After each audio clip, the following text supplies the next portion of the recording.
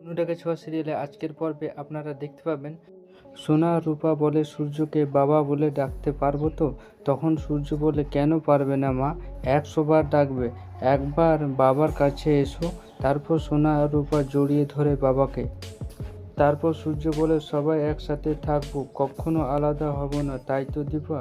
তারপর জয় বলে সূর্যকে, দাদা তুই এদিকে আয়, তুই আর বৌদি যা বোঝাপড়া করার করে নে, এখান থেকে আমরা যাই।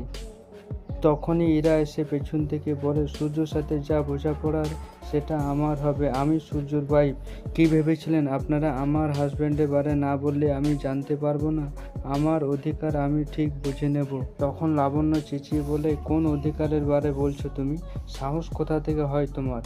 তখন দীপা বলে, তোমার অধিকার তোমারই থাকবে এরা, এখনই সুস্থ হয়ে উঠেছে, একটুকু নিঃশ্বাস নেবার সময়টুকু দাও এরা। তারপর সেনগুপ্ত চেঁচিয়ে বলে, বিয়েটা তো মিথ্যে সাজানো, কি করেছো তুমি আমরা জানি না।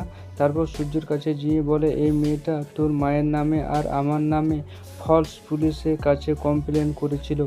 তারপর জয় সূর্যকে বলে, তাও থামেনি জানিস দাদা, একটা ছেলেকে নিজের দাদা সাজিয়ে নিয়ে এসেছিল।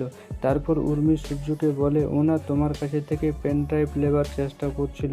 তারপর ইরা সবাইকে বলে, সূর্য আমার নামে সব লিখে দিয়েছে। তখন দীপা বলে, কিন্তু ইরা, ডাক্তারবাবু এই সহিটা কখনো করবে না, ডাক্তারবাবু ছেলে মেয়েদের কথা ভাববে না, এরকম বাবা কিন্তু নন উনি। তাহলে কি তুমি হাসপাতালে সহিটা করিয়ে নিয়েছো? তারপর